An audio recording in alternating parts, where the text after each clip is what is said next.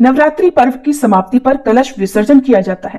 कहते हैं जिस तरह से नवरात्रि के पहले दिन विधि विधान से कलश की स्थापना की जाती है, वैसे ही कलश का विसर्जन भी विधि विधान से करना चाहिए। कलश विसर्जन कई लोग नवमी तिथि के दिन हवन पूजन करने के बाद कर देते हैं, तो कुछ लोग नवमी के अगले दिन यानी दशमी तिथि पर कलश विसर्जन करते हैं। इस बार कलश विसर्जन और दुर्गा विसर्जन 12 अक्टूबर शनिवार को सुबह 10:59 से शाम 5 बजे के बीच में किया जाएगा। ध्यान रखिएगा, सुबह सूर्योदय के बाद और शाम को सूर्यास्त से पहले विसर्जन कर लेना चाहिए। कलश विसर्जन केवल एक धार्मिक क्रिया ही नहीं बल्कि एक गहरा आध्यात्मिक अनुभव है। यह हमें इस बात का स्मरण कराता है कि हर आरंभ का एक समापन भी होता है और यह समापन भी नए आरंभ की ओर संकेत करता है। विसर्जन के दिन देवी देवता का प्रतीक स्वरूप जल में विलीन होता है, लेकिन उनकी कृपा, शक्ति और आशीर्वाद हमारे जीवन में सदा प्रवाहित होते रहते हैं। इस विसर्जन के साथ हम अपने जीवन में सकारात्मक ऊर्जा और नए उत्साह का स्वागत करते हैं और हमारे अंदर या हमारे घर में जितनी भी नेगेटिविटी है वो सभी विसर्जन के साथ ही हमसे दूर हो जाती है।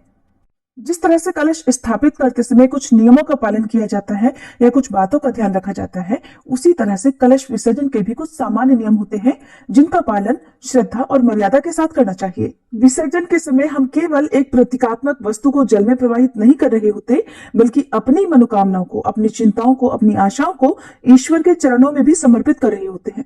विसर्जन करते समय हम सबको भी इस बात का ध्यान रखना चाहिए कि प्रकृति और पर्यावरण का सम्मान करते हुए विसर्जन की ये प्रक्रिया पूरी की जाए, ताकि हमारी आस्था के साथ साथ हमारी जिम्मेदारी भी पूरी हो सके। तो प्रिय भक्तजनों, आज के इस वीडियो में आप जानेंगे नवरात्रि के अंतिम दिन कलश विसर्जन की संपूर्ण विधि के बारे में। आप जानेंगे कि कलश विसर्जन करते समय सबसे पहले कौन सी सामग्री को हटाना चाहिए और किस मंत्र का जाप या किस मंत्र का उच्चारण आपको विसर्जन करते समय करना चाहिए। यदि आपने जो नारियल रखा हुआ है उसका पानी सूख जाए, जब आप उस नारियल को तोड़ते हैं उसका पानी सूखा हुआ हो, तो फिर क्या किया जाता है। या आपने जो मिट्टी का कलश स्थापित किया हुआ है अंतिम दिन, यदि उसमें जल ना बचे, पूरा जल सूख जाए, तो क्या किया जाता है। कलश के अंदर जो भी जल सामग्री आपने डाली है उनमें से किन किन का विसर्जन किया जाता है, कौन सी सामग्री अपने पास रखी जाती है। यदि आपने पिछले साल का नारियल अभी अपने घर की तिजोरी में रखा हुआ है और इस बार का नारियल आपको फिर से रखना है, तो फिर पुराने वाले नारियल का क्या करना है, ये सारी बातें आज की इस वीडियो में आप जानने वाले हैं। विसर्जन वाले दिन सबसे पहले आपको ध्यान रखना है कि माँ भगवती के सभी 9 स्वरूपों का एक बार फिर से आपको ध्यान करना है। उनके बीज मंत्र का उच्चारण आप कर सकते हैं या सभी नवदुर्गाओं को हाथ जोड़कर प्रणाम करें और धूप दीप जलाकर माता रानी की पूजा करें।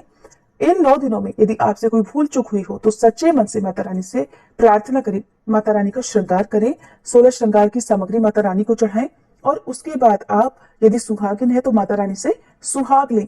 अब सबसे पहले हम माता की जो मूर्ति या तस्वीर आपने स्थापित की हुई है उन्हें अपनी जगह से थोड़ा सा हिलाएंगे।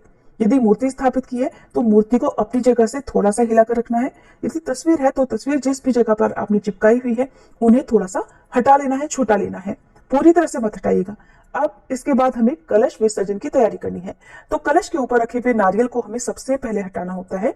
तो नारियल को आप अपने माथे से लगाकर प्रणाम करें और नारियल हटाते समय या नारियल उतारते समय आपको एक मंत्र का उच्चारण करना है। ये मंत्र है और इस मंत्र का जाप आपको अपने हाथों में थोड़े अक्षत लेकर करना है। मंत्र है गच्छ गच्छ सुरश्रेष्ठे स्वस्थानम परमेश्वरी पूजा आराधन काले च पुनरागमनाय च रूपम देहि यशो देहि भाग्यम भगवती देहि में पुत्रान देहि धनम देहि सर्वान कामांश्च देहि में महिषग्नि महामाये चामुंडे मुंडमालिनी आयुर आरोग्यम ऐश्वर्यम देहि देवी नमोस्तुते। भक्तजनों, आगे की प्रक्रिया बताने से पहले आपको बताते हैं कि माँ दुर्गा का विसर्जन क्यों किया जाता है। मान्यता है कि माँ दुर्गा अपने बच्चों कार्तिक और गणेश जी के साथ माँ लक्ष्मी जी, माँ सरस्वती और माँ दुर्गा पृथ्वी पर कुछ दिन बिताने के लिए आती हैं। फिर उन्हें वापस अपनी ससुराल अर्थात भगवान शिव के पास जाना होता है। इस समय को विसर्जन के रूप में मनाया जाता है। विसर्जन करने से पहले माँ दुर्गा का पूरा श्रृंगार किया जाता है। सुहागिन महिलाएं एक दूसरे की मांग और चूड़े पर सिंदूर लगाती हैं, जिसे समृद्धि और सौभाग्यवर्धक प्रतीक कहा जाता है। बंगाल में इस पर्व का विशेष महत्व होता है, जहाँ पर इसे सिंदूर खेला के नाम से जाना जाता है। सभी सुहागिन महिलाओं को माता की विदाई करने से या कलश विसर्जन करने से पहले अपने माथे पर, अपनी मांग में सिंदूर लगाना चाहिए और माता से आशीर्वाद रूप में श्रृंगार की कोई ना कोई सामग्री अपने पास रखनी चाहिए।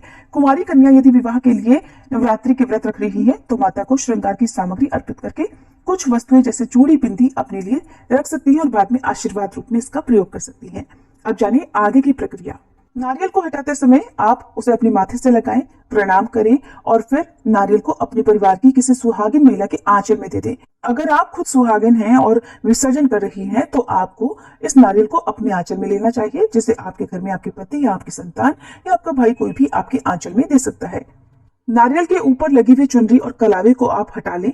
चुनरी को आप तुलसी जी के पौधे में बांध सकते हैं, अपने घर के मुख्य द्वार पर बांध सकते हैं, किसी पवित्र पौधे में बांध सकते हैं जो कि शुभता का प्रतीक होता है। कलावे को आप अपने परिवार के किसी भी सदस्य के हाथों में बांध सकते हैं।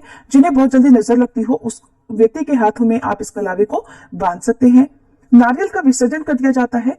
कुछ लोग मंदिर में रखकर आते हैं तो कुछ लोग इस नारियल को कन्या पूजन के समय तोड़कर प्रसाद रूप में सभी कन्याओं को बांटते हैं और खुद भी ग्रहण करते हैं। हमारे यहाँ पर नारियल को तोड़कर प्रसाद रूप में ग्रहण किया जाता है, इसलिए हमारे यहाँ विसर्जन नारियल का नहीं किया जाता। तो आपके यहाँ जो भी मान्यता हो उसका आप ध्यान रखें। कुछ लोग इस नारियल को तिजोरी में रखते हैं जहां पर धन रखते हैं। तो अगर आप पहले से इस नियम का पालन करते आए हैं तो आपकी तिजोरी में पिछले साल का नारियल रखा होगा, उस नारियल को आप इस बार पानी में विसर्जित कर दें, बहते जल में विसर्जित कर दें और जो इस बार का नारियल है उसे आप तिजोरी में लाल कपड़े में बांधकर रख सकते हैं। इससे धन में वृद्धि होती है। नारियल हटाने के बाद अब ऊपर जो आम या अशोक के पत्ते रखे हैं आप उन्हें हटाइए। हर सामग्री को माथे से स्पर्श कराने के बाद ही किसी अलग पात्र में रखना चाहिए। इन पत्तों का विसर्जन करना होता है। आप कलश के अंदर रखे हुए जल को किसी पुष्प की सहायता से या जो आम या अशोक के पत्ते आपने लगाए हैं उन्हीं में से एक पत्ता लेकर उसका पूरे घर में छिड़काव करना चाहिए। घर के हर सदस्य को इस पवित्र जल को अपने माथे से अपनी आंखों से लगाना चाहिए और उसके बाद बचे हुए जल को किसी गमले में किसी पौधे में विसर्जित कर देना चाहिए। तुलसी के पौधे में इस जल को डालने से बचना चाहिए, क्योंकि माँ भगवती की या किसी भी माता रानी की पूजा में माता रानी को तुलसी के पत्ते नहीं चढ़ाए जाते हैं, इसलिए इस जल को आप किसी अन्य पौधे में डाल सकते हैं। जल के अंदर की जो सामग्री आपको अपने पास रखनी है वो है कौड़ी, या आपने एक का सिक्का जो डाला है उसे आप अपने पास रखिए। बाकी सभी सामग्री का आपको विसर्जन कर देना चाहिए। अगर आपने मिट्टी का कलश स्थापित किया हुआ है तो हो सकता है कि अंतिम दिन तक कलश में जल बिल्कुल भी ना बचे या बहुत थोड़ा सा जल बचे। अगर बिल्कुल भी जल नहीं बचा है तो भी आपको परेशान होने की आवश्यकता नहीं है, क्योंकि मिट्टी के कलश में रखा हुआ जल अक्सर सूख ही जाता है। धातु के बर्तन में यदि आपने रखा है, धातु के कलश में रखा है, तो उस जल का आपको इसी प्रकार विधि विधान से विसर्जन करना चाहिए। अगर आपने ज्वारे बोए हैं तो अब सबसे पहले आप थोड़े थोड़े ज्वारों को ऊपर से तोड़कर आप परिवार के सभी सदस्यों में प्रसाद रूप में बांटे, खुद भी ग्रहण करें और बाकी बचे हुए ज्वारों को आप गौ माता को खिला दें। ज्वारे बोने के लिए जो भी पात्र आपने प्रयोग किया है उसे आप अगली बार की पूजा के लिए भी रख सकते हैं, या उसमें आप कोई भी पवित्र पौधा लगा सकते हैं, या छत पर चिड़ियों के लिए दाना पानी रखने के लिए भी काम में ला सकते हैं।